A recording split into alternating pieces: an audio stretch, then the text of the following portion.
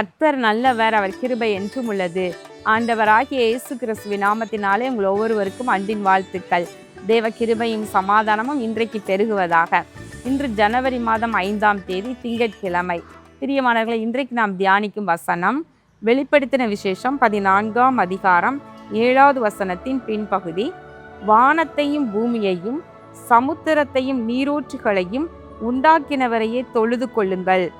வானத்தையும் பூமியையும் சமுத்திரத்தையும் நீரூற்றுகளையும் உண்டாக்கின தேவனையே தொழுது கொள்ளுங்கள் என்று இங்கு வெளிப்படுத்தின விசேஷத்தில் சொல்லப்படுகின்றது.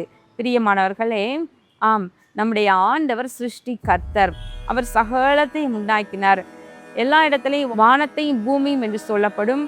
இன்னும் சில இடங்கள்ல வானத்தையும் பூமியையும் சமுத்திரத்தையும் அவைகளில் உள்ள யாவற்றையும் உண்டாக்கினவரை துதியுங்கள் என்று சொல்லப்படும்.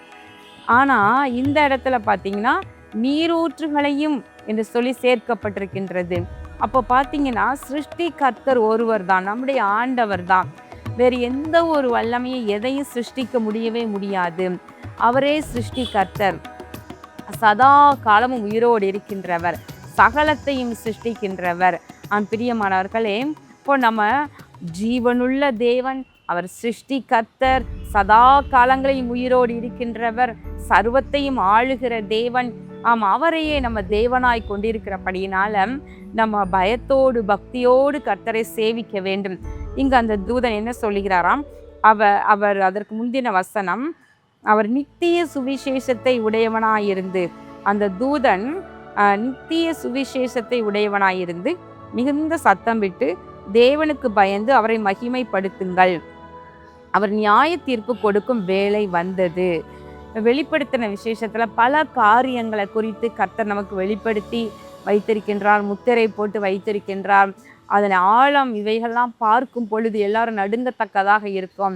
அதுல ஒரு காரியம், நியாய தீர்ப்பு கொடுக்கும் வேளை வந்துருச்சு, எனவே தேவனுக்கு பயந்து அவரை மகிமைப்படுத்துங்கள். நம்ம எல்லாருமே கடைசி காலத்துல வாழ்ந்து கொண்டிருக்கின்றோம். உலகம் ஒரு முடிவுக்கு சீக்கிரத்தில் வந்துவிடும். தேவனுடைய வேலை வரும், அதாவது நியாய தீர்ப்பின் வேலை சீக்கிரமாக வந்துவிடும். அப்போ நம்ம இந்த நாட்களில் என்ன செய்யணும்னா, நம்ம பயந்து கர்த்தரை மகிமைப்படுத்த வேண்டும். அவருக்கு பயந்து அவரை மகிமைப்படுத்துங்கள் என்று சொல்லப்படுகின்றது. அப்போ கர்த்தரை பயத்தோடும் நடுக்கத்தோடும் சேவியுங்கள் என்று சொல்லி சங்கீதம் 2 எழுதியிருக்கிறது போலதான் பாருங்களேன். பழைய ஏற்பாட்டிலும் எழுதியிருக்கு, புதிய ஏற்பாடு நிறைவு பகுதியிலும் தேவனுக்கு பயந்து அவரை மகிமைப்படுத்துங்கள் என்று சொல்லப்படுகிறது. எப்படிதான் சுத்தி வந்தாலும் நம்மக்கிட்ட என்னதான் இருக்கணும்னு வேதம் சொல்லுகிறது, கர்த்தருக்கு பயப்படுகிற பயம் இருக்கணும். அவரை மகிமைப்படுத்தினாலும் பயத்தோடு மகிமைப்படுத்துங்கள், அவரை சேவித்தாலும் பயத்தோடு சேவிங்கள். அவர் வானத்தை பூமியை சமுத்திரத்தை நீரூற்றுகளை உண்டாக்கின தேவனாய் இருக்கின்றார். இந்த புதிய ஆண்டுல கூட விசேஷமாக நம்ம கர்த்தருக்கு பயப்படுகிற பயம் இன்னும் கொஞ்சம் அதிகமாக நமக்குள்ள வர வேண்டும், நம்ம குடும்பத்தாருக்கு வர வேண்டும் என்று சொல்லி வாஞ்சிப்போம். எல்லாவற்றிலும் அவருக்கு பயந்து, தேவன் கிருபை உள்ளவர், அதே நேரம் சத்தியம் உள்ளவர். எல்லாவற்றையும் கிருபையாக அவர் நம்மை நடத்தினாலும் கூட சத்தியம் உள்ளவராய் இருக்கிறபடினால நியாயம்னா நியாயம், நீதினா நீதி, உண்மைனா உண்மை என்பதில் அவர் சரியாக இருப்பார். நம்ம ஏனோ தானோவென்று நம்முடைய வாழ்க்கையில் நம்ம பயமில்லாமல் வாழ்ந்து தேவனுடைய கிருபை கிருபை என்று கிருபையை மட்டுமே பாடிக்கொண்டே எல்லாவற்றையும் சுதந்திரித்துக் கொள்ளலாம் என்று எண்ணுவது மிகப்பெரிய தவறு. நாம் பயப்பட வேண்டும். கர்த்தருக்கு பயந்து சத்தியத்திற்கு நடுங்கி அவருடைய கிருபையை நம்ம பற்றி கொள்பவர்களாக இருக்க வேண்டும். அப்பொழுது கர்த்தர் கிருபை உள்ளவராகவும் சத்தியம் உள்ளவராகவும், அதாவது கண்டிப்போடு இருப்பார். அதே நேரத்துல நம்ம கிருபையாகவும் நம்ம மேலே இருப்பார். நம்ம கிருபையை மாத்திரம் பற்றி கொண்டு பயத்தை விட்டுறக்கூடாது. நம்ம அவருடைய சட்ட திட்டங்கள், அவர் நமக்கு வகுத்து கொடுத்த வாழ்க்கையின் வழிமுறைகள், இவைகளை எல்லாம் வேதத்தின் அடிப்படையில கற்றுக்கொண்டு நம்ம சரியாக நம்ம வாழ நம்ம தீர்மானிப்போம். இந்த புதிய ஆண்டுல கர்த்தர் நிச்சயமாகவே பயத்தோடு அவரை மகிமைப்படுத்துவோம். அவர் வானத்தையும் பூமியையும் சமுத்திரத்தையும் நீரூற்றுகளையும் உண்டாக்கின தேவன், அவரையே தொழுது கொள்ளுவோம். கண்களை மூடி ஜெபம் பண்ணுவோமா?